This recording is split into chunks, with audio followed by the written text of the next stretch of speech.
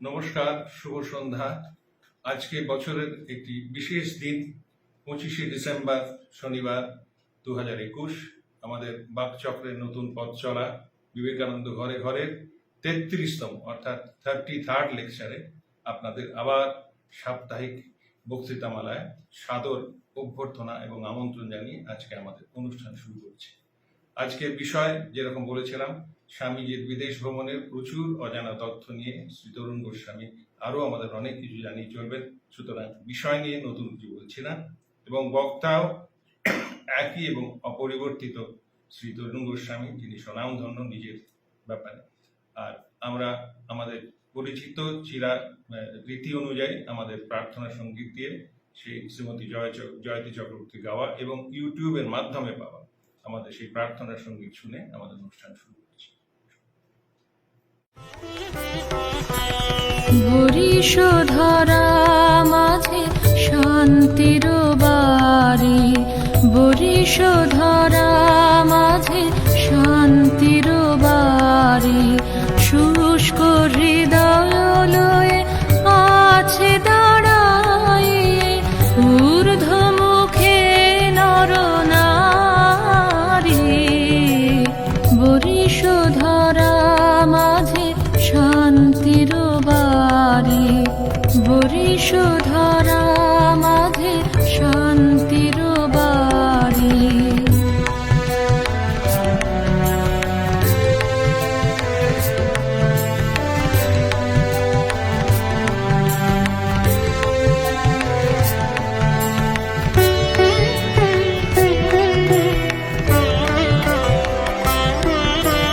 না থাকে অন্ধকার, না থাকে মোহপাপ, না থাকে শোক পরিতাপ।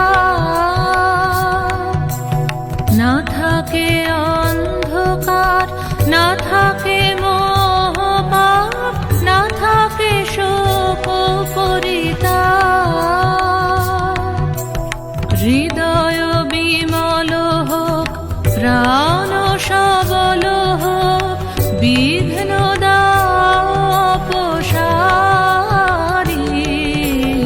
বরিশধরা মাঝে শান্তির বাড়ি, বরিশধরা মাঝে শান্তির বাড়ি।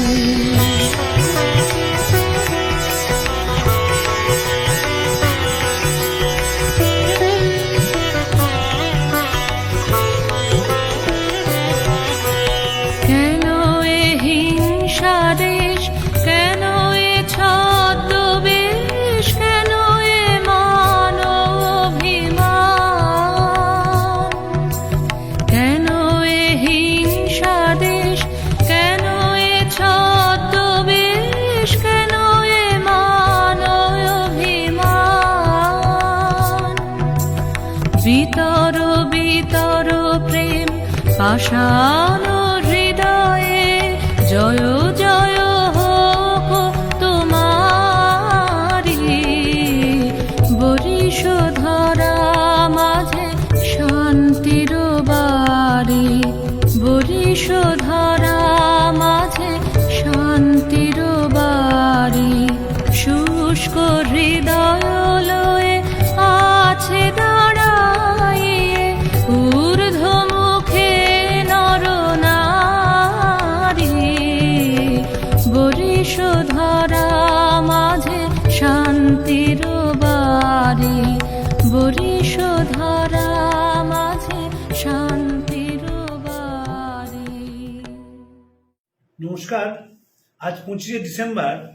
এই প্রসঙ্গে একটি কথা বলা একান্ত প্রয়োজন যে রামকৃষ্ণ মিশন হিন্দু ধর্মের একটি প্রতিষ্ঠান, যেখানে অত্যন্ত আনন্দের সঙ্গে এবং পবিত্রতার সঙ্গে প্রতি বছর ক্রিসমাস ইভ এবং ক্রিসমাস পালিত হয়, আর কোনো হিন্দু প্রতিষ্ঠানে হয় না। কেন পালিত হয় সেটি আমাদের একটু জানা দরকার। শুধুমাত্র যে স্বামীজিরা 24শে ডিসেম্বর 1886 সাল আটপুরে ধুনি জ্বালিয়ে সন্ন্যাস গ্রহণ করেছিলেন, তারপর তাদের মনে হয় 24শে ডিসেম্বর এবং সেখানে যীশু খ্রিস্টকে নিয়ে স্বামীজি অনেক আলোচনা করেন এবং সেখান থেকে চল হয়ে আসে। শুধু তাই নয়, মনে রাখতে হবে যীশু খ্রিস্টের মানুষের প্রতি যে প্রেম, মানুষের প্রতি যে দায়বদ্ধতা, সেটি আকর্ষিত করেছিল স্বামীজিকে এবং শ্রীরামকৃষ্ণকে। যখন তারা কলকাতায় ছিলেন তখন খ্রিস্ট ধর্মের প্রতি আকর্ষিত হওয়াটা বড় জিনিস ছিল না। কৃষ্ণমোহন ব্যানার্জি, কালীমোহন ব্যানার্জি, মাইকেল মধুসূদন দত্ত, আরো কত মানুষ খ্রিস্টান হয়ে গিয়েছিলেন, অরু দত্ত, তরু দত্ত। ঠাকুর স্বামীজি কিন্তু সেইভাবে যিশুকে দেখেননি। তারা কি দেখেছিলেন? যিশুর প্রেম। যখন যদু মল্লিকের বাড়িতে শ্রীরামকৃষ্ণ বাইবেল পড়তে যেতেন, একটা অনুভূতি হয়েছিল যে সেই জ্যোতির্ময় পুরুষ তার দেহর মধ্যে প্রবেশ করছেন। স্বামীজি ইমিটেশন অফ ক্রাইস্ট তার প্রিয় গ্রন্থ ছিল, সেটির বঙ্গানুবাদ করেছিলেন, ঈশা অনুসরণে শেষ করতে পারেননি, তার কাজ, তার বয়স করতে দেয়নি, কিন্তু করেছিলেন। এবং ইমিটেশন অফ ক্রাইস্টের একটি কথা স্বামীজিকে প্রাণিত করত, it is easier for a camel to pass to the eye of a needle than for a rich man to enter the kingdom of God. ঈশ্বরের যে বিরাট রাজ্য রয়েছে, সেখানে এই ছুঁচের মধ্যে দিয়ে বিকটাকার উট পার হয়ে যায়, কিন্তু কখনোই স্বার্থান্বেষী মানুষ সেখানে পৌঁছতে পারে না। It is easier for a camel to pass through the eye of a needle than for a rich man to enter the kingdom of God. Rich হওয়াটা দোষের নয়, দোষের হচ্ছে স্বার্থপর হওয়া। আপনারা যারা বাইবেল পড়েছেন দেখবেন তার শেষে লেখা থাকে গো ডু দাও লাইকওয়াইজ। মানে হচ্ছে এই যে বলা হলো প্যারাবিলিটি, এটি জীবনে কাজে লাগাও। এই জীবনে কাজে লাগানোটাই সবচেয়ে বড় কথা। সেখানে যিশু খ্রিস্টের সমাজ চেতনা, ভাবনা, সেবা স্বামীজিরা গ্রহণ করেছেন। এবং যারা শ্রোতা রয়েছেন, আমি অনুরোধ করব, এবছর হয়তো কোভিডের জন্য পারবেন না, কিন্তু যখন কোভিডের এই মহামারীর ভ্রুকুটি থাকবে না, তখন যে কোনো রামকৃষ্ণ মিশনের সেন্টারে গিয়ে 24শে ডিসেম্বর এই ক্রিসমাস ইভ পালনটি দেখতে। এটা একটা মেন্টাল এক্সারসাইজ। যত বেশি বিভিন্ন ধর্মের মানুষের কাছে যাওয়া যায়, তত মানুষের ভেতরের ঔদার্যটা বাড়ে, তত সে বড় হয়ে যায় এবং তত সে জীবনটাকে আরো গভীরভাবে বুঝতে শেখে। যদি কখনো যান, দেখবেন কতখানি নিষ্ঠার সঙ্গে, পবিত্রতার সঙ্গে এই দিনটি উদযাপিত হচ্ছে। এটি কেন বললাম? কারণ আজকে 25শে ডিসেম্বর। সেই কারণে স্বামীজি থাউজেন্ড আইল্যান্ড পার্ক থেকে 7ই আগস্ট 1895 সাল আবার নিউ ইয়র্কে ফিরে আসেন।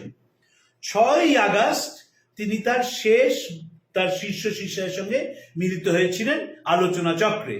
শুরু হয়েছিল 19শে জুন, শেষ হয়েছিল 6ই আগস্ট।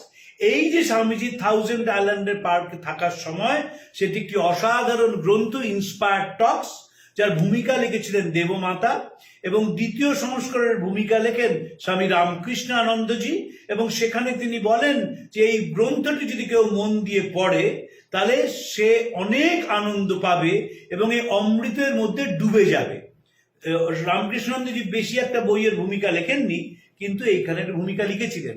যেমন গীতায় আমি আগের দিন বলেছিলাম, স্বামীজি গীতার একটি অনবদ্য ব্যাখ্যা দিয়েছিলেন যে অর্জুন জেগে উঠেছেন এবং এই পঞ্চপাণ্ডব হচ্ছেন পবিত্রতার পরিচায়ক বা পবিত্রতার প্রতিনিধি, এবং যারা কৌরব তারা জাগতিক যে ইচ্ছে, জাগতিক যে লোভ ইত্যাদি, সেটিকে রিপ্রেজেন্ট করছেন। ঠিক একইভাবে স্বামীজি আজকে এথিক্সে একটা নতুন সংজ্ঞা দিলেন। স্বামীজি একটা কথা বলতেন, জানেন, এই কথাটা আমরা মনে রাখতে পারিনি। স্বামীজি দুটো কথা উল্লেখ করব। তিনি তার গুরু সম্বন্ধে বলেছিলেন, he was original, we should be either original or nothing. আমাদের গুরু ছিলেন মৌলিক, তাই আমরা হয় সেই মৌলিক হব, নয় হব না। আর একটা বলেছিলেন তার গুরু ভাইদের একটু তিরস্কার করে, যে তোমরা সেই ছেঁড়া নেতা ধরে এখনো টানাটানি করছো, তোমরা এই হিংসা দেশের ওপরে উঠতে পারোনি। ওই নিজের ভাবনার কথা তিনি বলতেন বারবার, যে অরিজিনাল হতে হবে, অরিজিনালি ভাবতে হবে, চিন্তা করতে হবে, এবং যে ভাবনা চিন্তাই করা হোক সেটি যেন বহুজন হিতায়, বহুজন সুখায় হয়।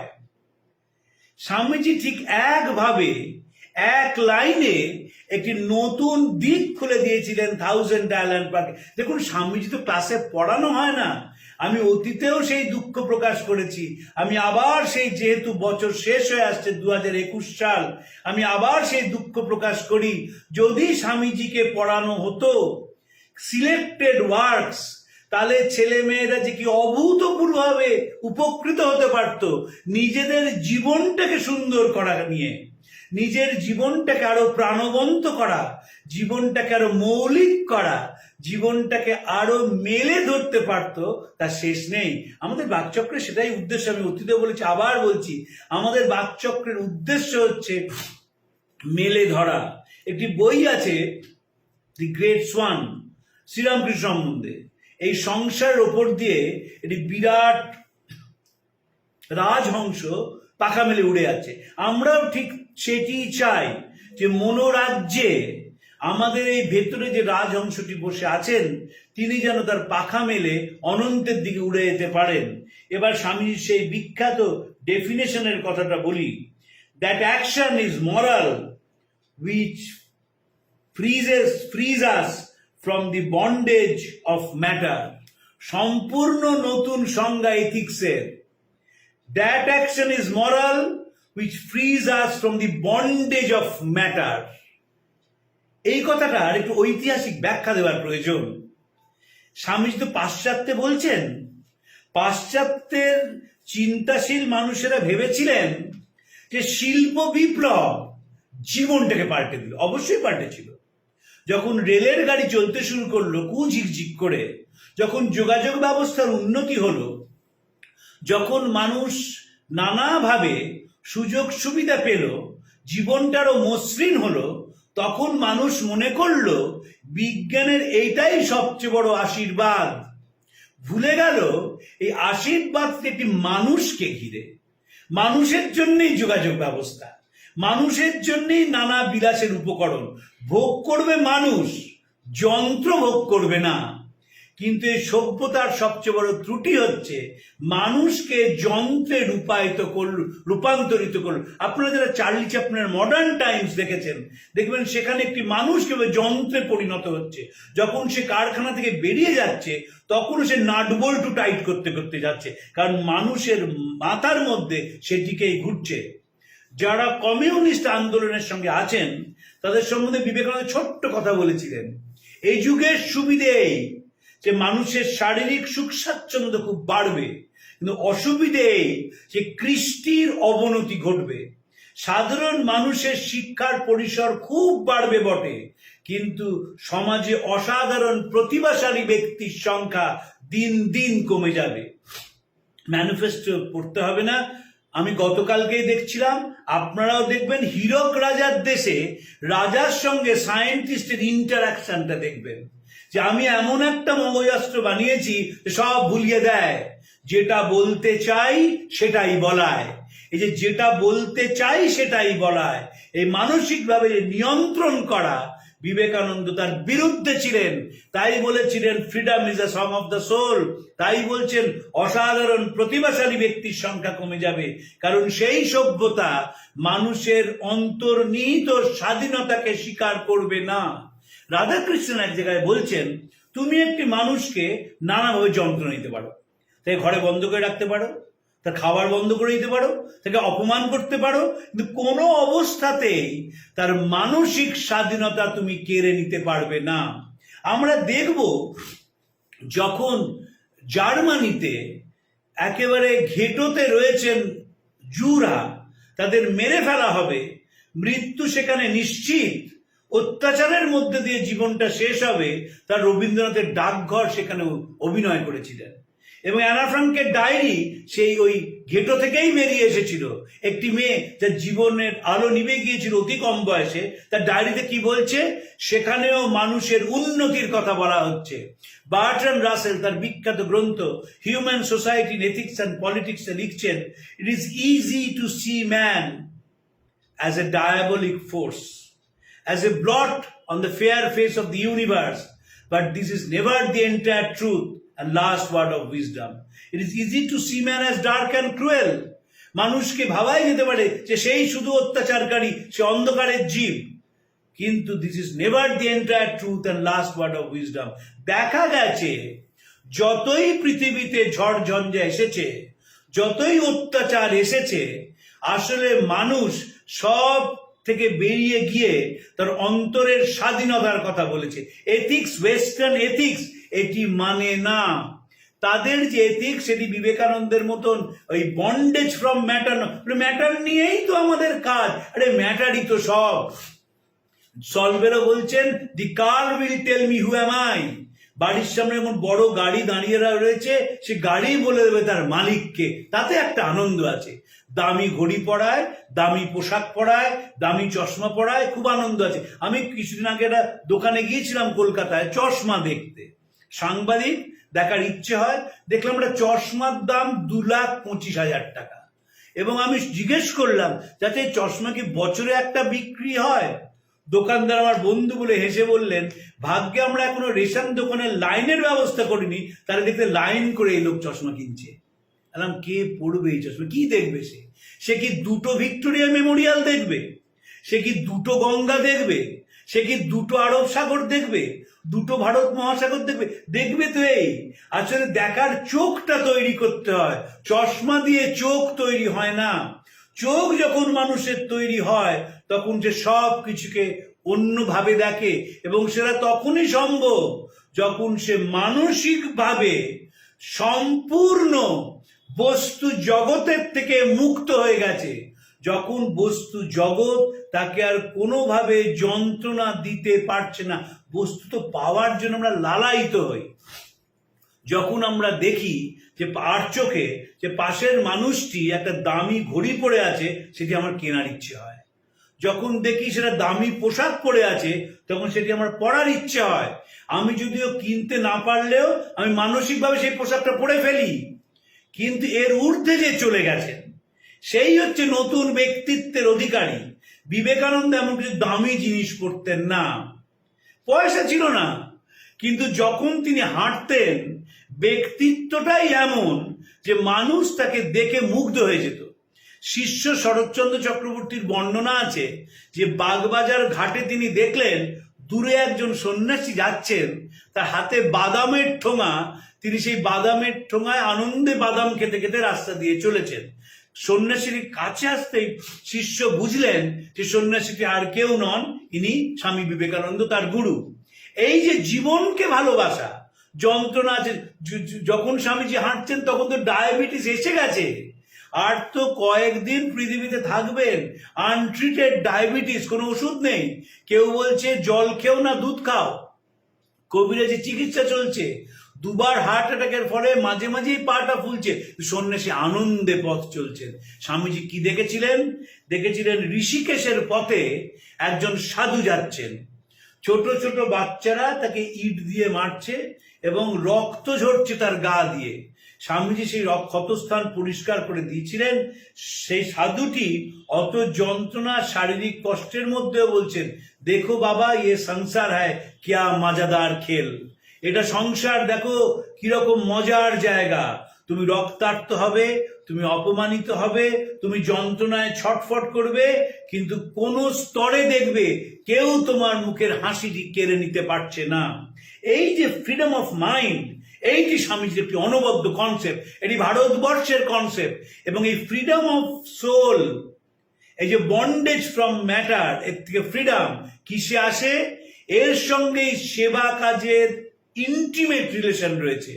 যখন মানুষ সেবা কাজে উদ্বুদ্ধ হয়, তখন আর বস্তু জগতের চাহিদা তাকে নুব্জ করে দেয় না, কারণ তার জীবনটাই বহুজন হিতায়, বহুজন সুখায় হয়ে গেছে।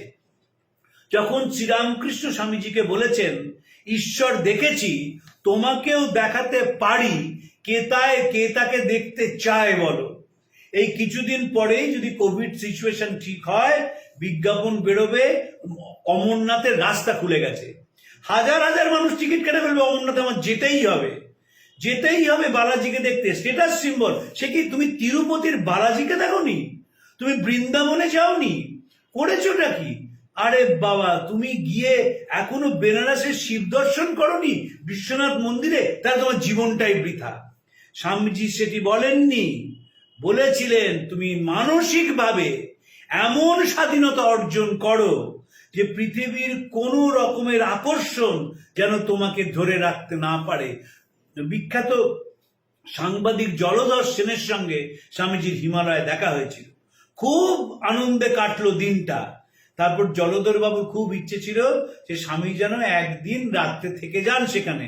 স্বামী থাকলেন না, চলে গেলেন। কেন? কারণ ওই থাকাটাই ছিল বন্ডেজ। আমরা মনে করি বন্ডেজটা কি? আমার তো পয়সা নেই, কিনতে পারলাম না, রাস্তায় দিয়ে যাচ্ছি, পাশে একটা দোকানে নানা রকম আধুনিক খাবার রয়েছে, আমার মনে হলো ইস পয়সা থাকলে খেতাম। ভারতীয় দর্শন বলবে ওটাও বাসনা, ওটাও তোমার চারধারে একটা বন্ধনের সৃষ্টি করলো, সেই বন্ধন থেকে তুমি বেরোতে পারবে না। মনে রাখতে হবে, সুভাষচন্দ্র বসু দেশ ছাড়ার একটা অদ্ভুত চিঠি লিখেছিলেন বন্ধু দিলীপ কুমার রায়কে। সেখানে লিখছেন, ভারতের যে স্বাধীনতা সংগ্রাম, এই স্বাধীনতা সংগ্রামের মন্ত্রের উদ্গাতা বিবেকানন্দ, গন্তব্য শ্রীরামকৃষ্ণ। মনে রাখতে হবে যে উদ্গাতা বিবেকানন্দ। তিনি বলছেন, আগামী 50 বছর দেশমাতা তোমার একমাত্র আরাধ্যা দেবী হন, বাকি সব অকেজ দেবতা এখন ফেলে রাখলেও চলবে।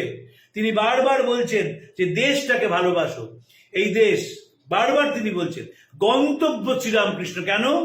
সেখানে পৌঁছলে মানুষ মানুষকে ভালোবেসে একাকার হয়ে যায়। তাই যে রাজনৈতিক স্বাধীনতা, সেটি শেষ হয় আধ্যাত্মিক চেতনায়, স্পিরিচুয়াল। স্বামীজি বারবার বলছেন, before giving any political ideas, first deluge the land with spiritual ideas. এই স্পিরিচুয়াল আইডিয়াস মানে জীবনটা প্রতিক্ষণ একটা পুজো।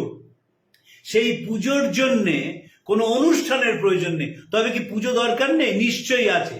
যখন একটি মূর্তির সামনে মানুষ গিয়ে দাঁড়ায় এবং দেখে অনেক মানুষ সেখানে এসছে, তার ভেতরে একটা উদ্দীপনা হয়। উদ্দীপনাটা কি? যে আমরা সবাই সৎ পথের প্রতীক। ওই সৎ পথের প্রতীক দেখলে ভেতর থেকে একটা উদ্দীপনা হয় এবং সেই উদ্দীপনা তাকে আরো সামনের দিকে এগিয়ে যায়। এটাই ছিল আমাদের পুজোর কনসেপ্ট। পুজোর কনসেপ্ট মানে এক্সিবিশনিজম ছিল না, পুজোর কনসেপ্ট মানে ফ্যাশন প্যারেড ছিল না। আমরা যারা একটা মতে বিশ্বাস করি, যে মত বহুজন হিতায় সুখায়, কারণ সেই পুজোর মধ্যে যে প্রার্থনা করা হয়, সেখানে বলা হয় সর্বে ভবন্তু সুখিন, সর্বে সন্তু নিরাময়া, সর্বে ভদ্রাণি পশ্যন্তু।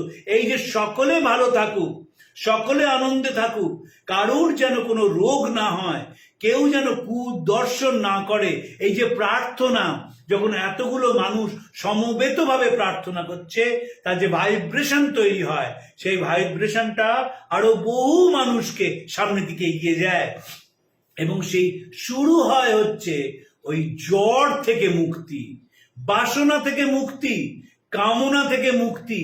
এমন কোনো ভাব রাখা নেই যার মধ্যে আমার মনটা আটকে গেছে। ঠাকুর একটি অসাধারণ কথা বলেছিলেন, মানুষ মনেই বদ্ধ, মনেই মুক্ত। আর কোথাও তার বদ্ধতা নেই বা মুক্তি নেই, মনেই বদ্ধ। অনেক কিছু করলো। দেখুন, স্বামীজি তার পেপার অন হিন্দুইজম 19 সেপ্টেম্বরে বলেছিলেন, শিকাগো বক্তৃতায় এক জায়গায় বলছেন Swamiji, a man May believe in all the churches in the world, he may carry on his head all the sacred books ever written, he may baptize himself in all the rivers of the earth, but if he has no perception of God, I shall class him with the rankest atheist. এই অসাধারণ একটি মন্তব্য। A man May believe in all the churches, সব জায়গায় একেবারে সব তীর্থ কথার কথা বলবো, আরে আমাকে তুমি জানো না, আমি দ্বাদশ জ্যোতির্লিঙ্গ দেখেছি, শুধু হিঙ্গলটা যেতে পারিনি, হিংলাজ, তাতে আমার একটা কষ্ট আছে, দেখেছি। তারপর দেখা যায় যখন পাশের মানুষটি কাঁদে, যখন পাশের মানুষটি যন্ত্রণায় ছটফট করে, যখন রাস্তার কঙ্কালসার মানুষ এসে হাত বাড়িয়ে 1 টাকা চায়, তখন পাওয়ার উইন্ডো গাড়ির কাঁচটাকে তুলে দেয়। তাই বদ্ধ সে মনে মুক্ত নয়। যদি সে মনে মুক্তি তার থাকতো, সেই মানুষটিকে 1 টাকা দিত। আমি একবার একজন খুব বড় মানুষের সঙ্গে যাচ্ছি, এসপ্ল্যানেডে কয়েকটি বাচ্চা এসে টাকা চাইছে। আমি তখন টাকা দিতে গেছি, একদম টাকা দেবে না, জানো এরা একটা র্যাকেটের মধ্যে আছে, এদের মধ্যে দিয়ে একটা বড় গোষ্ঠী ব্যবসা করে। আমি সব ঠিক, আমি সাংবাদিক, আপনাকে অনেক বেশি ভালো জানি, কিন্তু টাকা তো চাইছে 2 টাকা, তার বেশি তো চাইছে না। লুট তো করছে না, বন্দুক তো বুকের ওপর ধরেনি, সে 2 টাকা দেওয়ারও মন নেই। অথচ গাড়ির মধ্যে দেবতা, আবার সেখানে আলো জ্বলছে, আবার সেখানে প্রতিদিন রামকৃষ্ণ মিশনের গঙ্গা ধূপ দেওয়া হয়, কারণ দেখাতে হয় দেখো আমি কতখানি ঈশ্বরের কাছে। আসলে ঈশ্বরের কাছে যেতে গেলে কখনো কোনো উৎসবের প্রয়োজন হয় না। রামকৃষ্ণ তার দক্ষিণেশ্বরের ঘরটিকে উৎসবে পরিণত করতে পারতেন। কেন করতে পারতেন? কারণ বাসনা শূন্য মন তার ছিল, এবং তার সংস্পর্শে যারা আসতেন তাদের বাসনা চলে যেত। এই বাসনা বড় সাংঘাতিক জিনিস, অশ্বত্থ গাছের ফেকরির মতন। ঠাকুর বলছেন অশ্বত্থ গাছের ফেকরির মতো আমি আসে, থাক শালা দাস আমি হয়ে। এই দাস আমি যতক্ষণ না হচ্ছে ততক্ষণ আমরা কিছুতেই বেরোতে পারি না। পাশ্চাত্যের সেই সভ্যতার সামনে দাঁড়িয়ে 32 বছর ছেলেটি বলছে এটা ভুলে যাও, ভুলে যাও, তুমি হচ্ছ আসল মানুষ, তুমি হচ্ছ রাজা। আর এই যে জ্বর দেখছো, এই জ্বরকে তুমি রাজত্ব করতে শেখো, এর ওপর প্রভুত্ব করতে শেখো। জ্বরকে তোমার ওপর প্রভুত্ব করতে দিও না। যখন জ্বর আমার ওপর প্রভুত্ব করে তখন কি হয়? একটা ছোট্ট উদাহরণ দিচ্ছি। একটা মোবাইল ফোন বেশ চলে যায়, তার মডেল কেন আমরা পাল্টাই? বলেন জানো তো এতে ক্যামেরাটা খুব পাওয়ারফুল। কেউ কিন্তু রঘুরাই নয়, কেউ কিন্তু ফোকাস করতে পারবে না। বলেন জানো তো এর ডাটা প্রচুর। কেউ কিন্তু মোবাইলে ভালো ভালো বই পড়ে না, কিন্তু মোবাইলটা কেন পাল্টে যায়? কারণ ওইটা যখন বুকের ওপর থাকে তখন বলে দেয় আমি কত আধুনিক। আমি যে পুরনো মোবাইলটাই ব্যবহার করি, আমি তো আধুনিক হতে পারলাম না। ফলে জ্বর আমার ওপর রাজত্ব করতে থাকলো। এক সময় কলকাতায় পিজা খাওয়ার একটা সংক্রামক ব্যাধি হয়েছিল। রাত্রি 12টায় বাড়িতে পিজা চলে এলো, সবাই পিজা খাচ্ছে, ভুলে গেল জ্বর রাজত্ব করছে ব্যক্তির ওপর। বিবেকানন্দ উল্টো কথাই বলছেন। বিবেকানন্দ বলছেন তুমি জ্বরের ওপর রাজত্ব করো, তুমি পিজা খাও যখন তোমার ইচ্ছে হবে, তুমি মোবাইল কেনো যখন তুমি কিনতে চাও, তুমি একটা সুন্দর জামা কেনো যখন তুমি কিনতে চাও। জামাকে তোমার ওপর রাজত্ব করতে দিও না, খাওয়াটাকে তোমার ওপর রাজত্ব করতে দিও না। তাহলে প্রত্যেকটাই তোমার স্বাধীনতাকে খর্ব করছে। তুমি রাজনৈতিকভাবে স্বাধীন, তুমি বছরের একটা দিন রাজনৈতিক স্বাধীনতা দিবস উদযাপন করছো, সেই উদযাপনের কোনো মানে নেই, কারণ বাকি ক্ষণ, প্রত্যেকটা ক্ষণ তুমি পরাধীন। এই পরাধীনতা তোমাকে নুজ্জ করবে, এই পরাধীনতা তোমাকে তছনছ করবে, এই পরাধীনতা মুখের হাসিটি কেড়ে নেবে, এই পরাধীনতা তোমাকে একটা জ্বরে পরিণত করবে। জ্বরের কোনো কান্না নেই, জ্বরের কোনো অনুভূতি নেই, জ্বরের কোনো ভাবনা নেই। জ্বর কখনো মানুষের কাছে কথা ভাবতে পারে না। তাই স্বামীজি একটি অপূর্ব চিঠি লিখেছিলেন, সেখানে বলছেন ভারতবর্ষ কি মরে যাবে? যদি যায় তবে আধ্যাত্মিকতার মৃত্যু হবে। সেখানে রাজত্ব করবে কাম এবং বাসনা, অর্থ হবে তার পুরোহিত, আর তার পূজার উপকরণ হবে পশুবল, প্রতারণা এবং প্রতিযোগিতা, আর বলির বস্তু হবে মানবাত্মা। ভারতবর্ষ শিখিয়েছে যে মানবাত্মাই বেঁচে থাকে আদান প্রদানের মধ্যে দিয়ে, সহজ জীবনযাত্রার মধ্যে দিয়ে, সেন্সিটিভিটির মধ্যে দিয়ে। সে তাকে নানাভাবে প্রকাশ করে। কখনো কবির গানের মধ্যে দিয়ে, কখনো নাটকের মধ্যে দিয়ে, কখনো ছায়াছবির মধ্যে দিয়ে, আর প্রতিক্ষণ জীবনযাত্রা। Everyone has a story to tell. প্রত্যেক মানুষের জীবনের বলার কিছু আছে। সেই বলাটা নির্লজ্জ অহংকার নয়, সব কিছু ছেড়ে সে সাধারণ মানুষের মতো কথা বলে। কারণ সাধারণ মানুষই এই সভ্যতাকে পুষ্ট করেছে। বারবার স্বামী যে কথা বলেছেন, তাই বলছেন নতুন ভারত বেরুক চাষার কুটির থেকে, ভুলামারার উনুনের পাশ থেকে, ঝোড় জঙ্গল পাহাড় পর্বত থেকে। শুধু এদেশের মানুষের জন্য নয়, ও দেশের মানুষের এক কথা, তুমি তোমার বেড়া জালটাকে ভেঙে বেরিয়ে পড়ো। এই যে চারপাশে একটা বেড়া জাল করেছো, তাই স্বামীজি বলেন I am a voice without a form. আর বলেন যে freedom is the song of the soul. আরেকটি কথা স্বামীজি বারবার বিদেশে বলেছেন, তার প্রত্যেক কথাতেই তিনি বলছেন বি পিওর অ্যান্ড হোলি। এই পিউরিটিটা কি? পিউরিটি হচ্ছে এমন একটি জীবন যে জীবন কখনো আরেকজনকে হিংসে করে না। স্বামী লোকেশ্বরানন্দ যে আমাকে বলতেন একটি খুব দামি কথা, বলতেন দেখো, পরের দুঃখে হওয়া খুব একটা কঠিন কাজ নয়, পরের সুখে সুখী হওয়াটা খুব কঠিন। আমার কিছু নেই, আমার পাশে একজন বলছে দেখো আমি রোলেক্স ডেটোনা পড়েছি, তখন যে আনন্দটা একজন পাবে, তাহলে সেটাই হচ্ছে প্রকৃত শিক্ষা। তার মনে হবে ক্ষণিকের জন্যে যারে ও তো আমারই হাত, আমি আরেকটা হাতের মধ্যে দিয়ে ঘড়িটা পড়েছি। এই যে শিক্ষা, এটি রামকৃষ্ণ বিবেকানন্দের শিক্ষা। জগৎকে এই শিক্ষা বাঁচাতে পারে, অন্য কোনোভাবে বাঁচানো যায় না। স্বামীজি বারবার বলছেন তুমি ঈশ্বরের চিন্তা করবে। ঈশ্বর বারবার বলছেন that thought purified his mind and he became ready for freedom. বুদ্ধের কথা বলছেন, therefore think of God as all the time and you will be purified. লোকে যারা বলে আমরা নিজেরা নাস্তিক, অর্থাৎ ঈশ্বর মানে মন্দিরে যায় না, এই ভগবান নয়। মানুষ ভগবানের কথা যত চিন্তা করবে তত তুমি অন্তর থেকে পবিত্র হয়ে যাবে, এবং যত অন্তর থেকে তুমি পবিত্র হয়ে যাবে তত তুমি আশেপাশের মানুষকে আনন্দ দান করতে পারবে। আমাদের শাস্ত্রে বলা হয় আমরা আনন্দ থেকে আসি, আনন্দে থাকি এবং আনন্দে লীন হয়ে যাই। আনন্দ থেকেই আমাদের সৃষ্টি, প্রাণের সৃষ্টি। আনন্দ ছাড়া তো হতো না।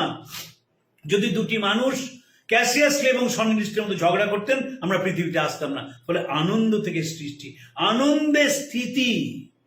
যখন আমরা থাকি তখন সবাইকে নিয়ে চলার মধ্যে একটা আনন্দ আছে।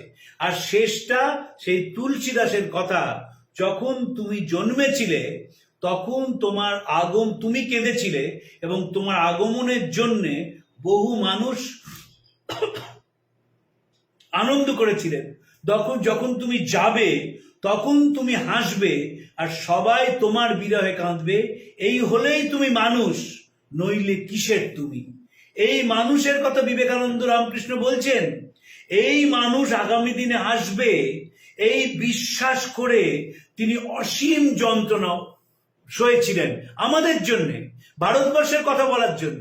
তিনি থেকে যাননি বিদেশে। এই বছর শেষ হচ্ছে, আমরা সবাই যেন সেই শপথটা নিই যে আমাদের আরো ভালো মানুষ হতে হবে। আমি কোথায় গেলাম, আমি কি পড়লাম, সেটি বড় কথা নয়। জীবন এমন ভাবে করা যেন জীবন থেকে সেন্সিটিভিটি চলে না যায়, যেন সংবেদনশীলতা চলে না যায়। স্বামীজি বারবার বলছেন যে সেই সংবেদনশীল মানুষ আমি আবার ফিরে আসব যদি এমন কোনো মানুষ পাই যার ছাতিতে সাহস, হাতে বল, চোখে জ্যোতি জ্বলে। এটি চিঠিতে লিখছেন, আমি পৃথিবীতে ফিরে আসতে চাই অলি সেরাবুলকে, যাতে আমি সেই মানুষের সেবা করতে পারি। আমার পাপী নারায়ণ, আমার তাপী নারায়ণ, আমাদের লুচ্চা নারায়ণ প্রত্যেকটি বছর আমাদের আরো শুদ্ধ থেকে শুদ্ধতর করে।